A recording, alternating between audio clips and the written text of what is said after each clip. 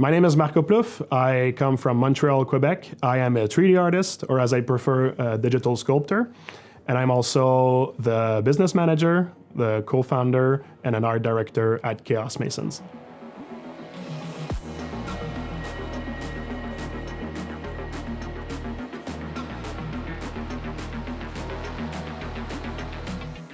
I've been an artist at heart for my entire life, but I've been a 3D artist for about 12 years and a business owner for 8 years now. I started as an IT technician, and I pretty quickly realized that I wouldn't be happy with my life if I was not pursuing my childhood dream of being a character artist in the video game industry. So I sacrificed a lot, and I joined this one-year program in Montreal where I would learn like pretty much all the basics about being a 3D artist. And after the program, I was lucky enough to actually get a job as a character artist for a few video game studios. And afterwards, my passion actually changed a little bit, and it became more in line with the collectible figure industry. I just really love the fact that within a statue, you can have like so much movement and life. And even if it's an immobile medium, you can just heighten everything. Cedric Seo and I, we founded Keos Masons in 2014, and 8 years later, we could not be more thrilled about where we are in the industry. All the incredible brands we've been able to work on with the great teams that created those brands.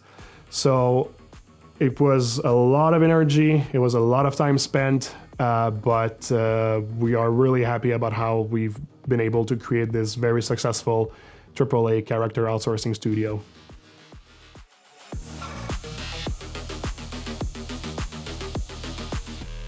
Well, I'm currently working for a few pretty cool projects, which I cannot talk about.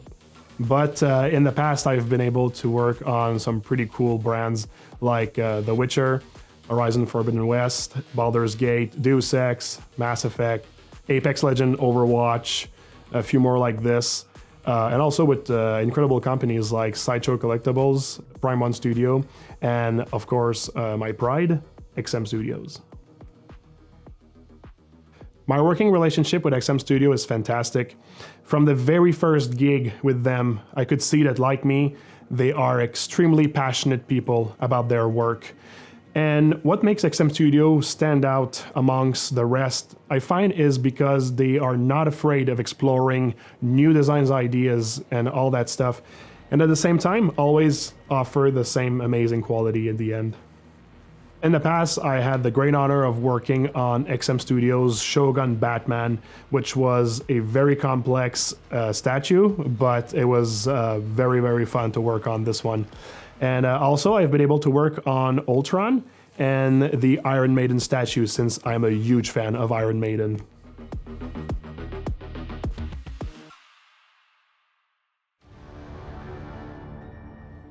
I've always been passionate about creating my own designs and characters, so I created this world called the Apocalypse where all of these characters are born. And they were born behind the scene, but I've always wanted to bring them forward to the public in a way that I appreciate it as a digital sculptor, and it is as a printed and painted sculpture. So when it came time to choose a partner that could help me to produce them, XM Studios was the first studio that I thought about, because they're really passionate about what they do, and I know that like with them I would be able to bring these characters to life in the most majestic way that they actually deserve. I've always been really interested into taking like folkloric tales or known themes and kind of like shaping them in a more modern way. And this is what I did with my idea of the Four Horsemen. I tried to think how I could modernize the Four Horsemen. And the way that I went by it was to actually think about like if they were androids, that like they are our creation, right? And we kind of like mistreated them enough so that they would actually rebel against us, and also see the error of our ways with nature and with the planet, and actually join forces with the planet in order to eradicate us. And it makes sense for me to actually take the Four Horsemen as a theme, because I really like this mythos, and it felt really easy to just like take the motivation of the actual character of the mythos and kind of like translate them with the Four Horsemen and why they would actually want to bring the era of the Neo-Apocalypse.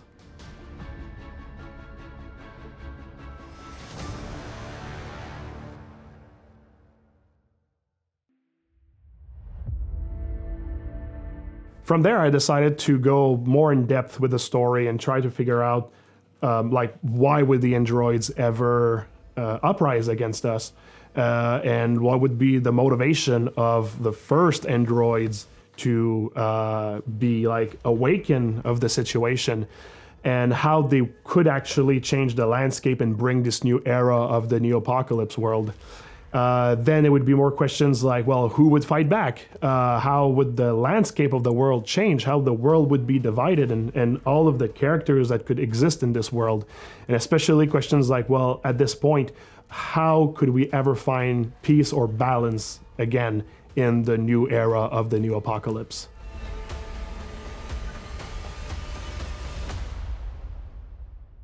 The conceptualization was a lot of daydreaming at first. This is something I do a lot, and when I actually really feel that an idea has potential, this is where I go more into details. But I knew that I wanted to create a group of 4 warriors that have really like distinct characteristic between each other. Once that I actually had this idea, I went into like creating thumbnails so that I can actually see like what their design would be if they're seen from afar, and try to really make sure that like each of them are unique, right? And once I actually saw that this would work, I went into more details. So I started to really like creating like really deep like motivations and backstories for them, and take these elements to really create what their look would be, what kind of like weapons they would use, what kind of armor they would have, what kind of mount they would actually also ride as the Four Horsemen. And also, it was very important that at the end they still feel unified, right? So I really made sure that their like android anatomy feels like it's been created by the same manufacturer. The same for like their armor. Like for me, it was important that they still feel kind of like the same, although they're very different. So it's really a balance in between making them like unique, but also unified between each other. There is so much more that I can do with the Neo-Apocalypse IP. There's many groups of characters in this world, like the Archangels, the Elementalists, and each of them really define a portion of the universe, like where things were, where things are going, what's their ideologies, what do they want in this world, how can they change the world, will they change the world?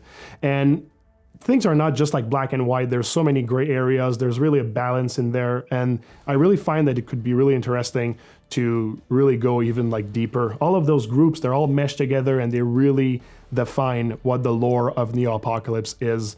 Like I told you, the rabbit hole really goes deep.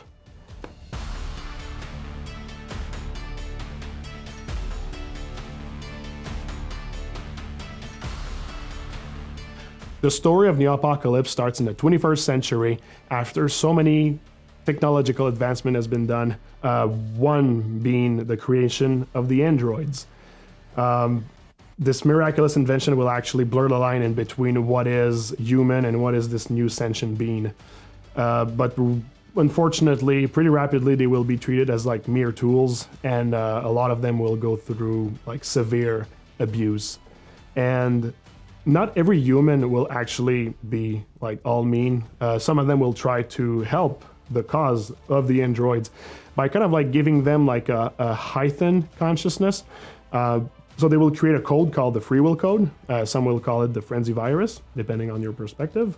But this code will be like kind of like a double-edged sword to them, because in one way you kind of like your mind is more free, but on the other side you kind of like see like the state of the world, and you lose your blissful ignorance. So it will kind of like make them see what's the reality of how they're being treated in this world.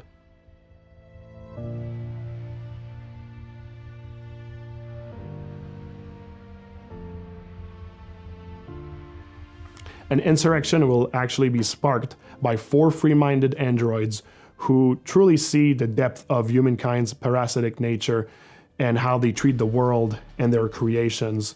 They will unite the androids together into fighting against humankind, and this war will bring the world to a very dire situation where the humans will be split into many groups, some of them hiding, some of them trying to fight against total extinction. When the war is over, the androids will have won, and it will become a new era of android domination. The Four Horsemen will be put in a dormant state, and the androids will prosper for a long time, giving them the chance to create this god machine called the hive mind, which will give them like a new purpose and a new meaning to their existence. And it will also give just enough time for humankind to amass their forces for a counterattack. Hence, the Four Horsemen will be reawakened.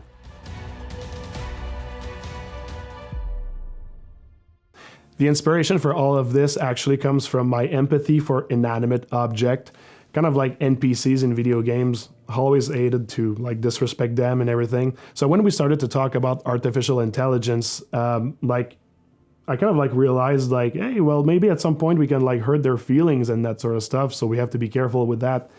And I mean, if we know something is that if you mistreat somebody long enough, I mean, they will fight back. So this is where I got my idea. Each horseman have their own backstory that motivates them to spark the revolution. War was a military android tasked into leading troops of fellow androids into battle.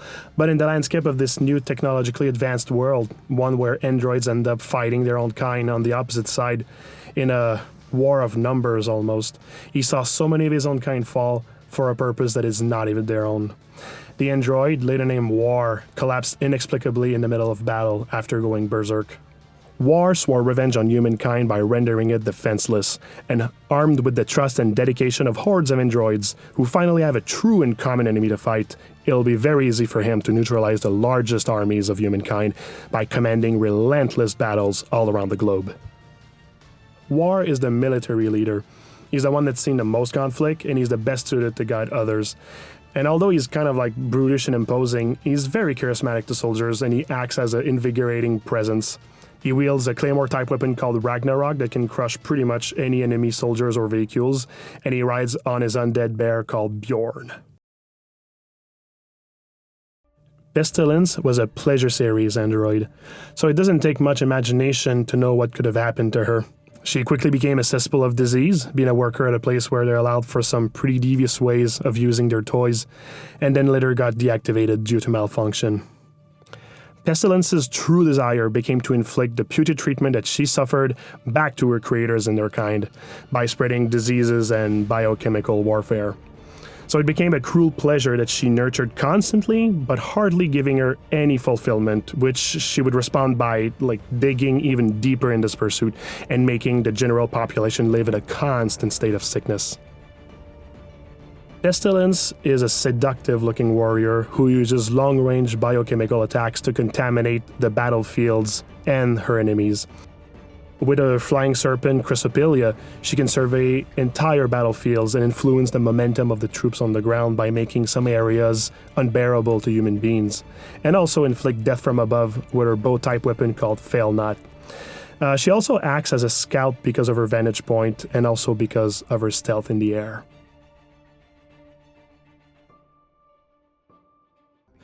Famine was in charge of toiling the lands to provide humans their need for subsistence, but in return would receive nothing short of neglect.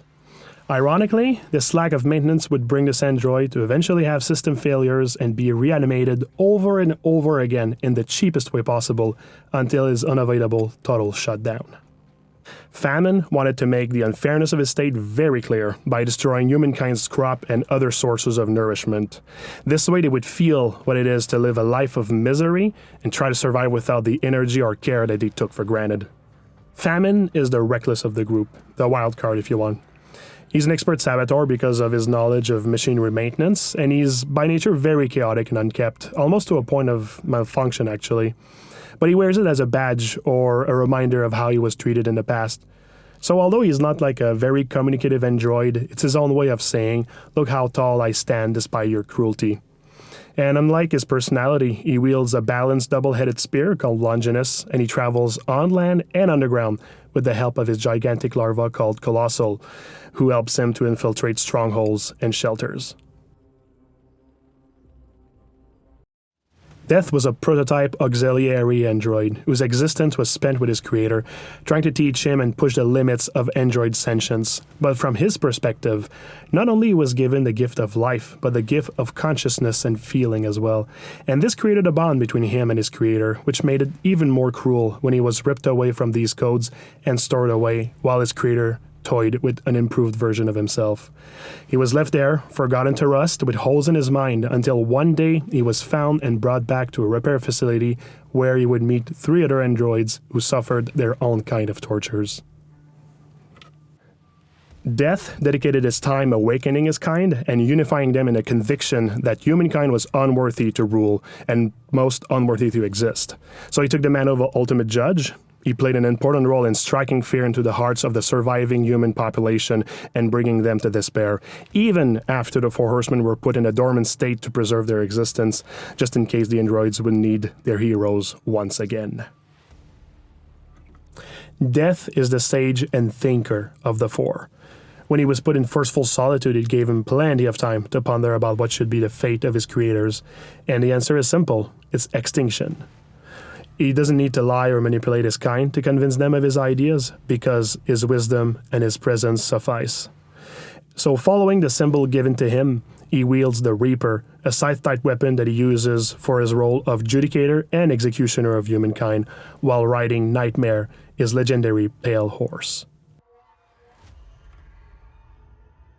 The one thing I'd like to say to the XM collectors is that I've put so many time, so many thoughts, so many energy into this project, and I really, really hope that it resonates with you the same way that like it does with me. And I would love to actually bring you into my world and have your support into expanding the new Apocalypse universe, because there is so much more that can be done, and I'm so proud of my work.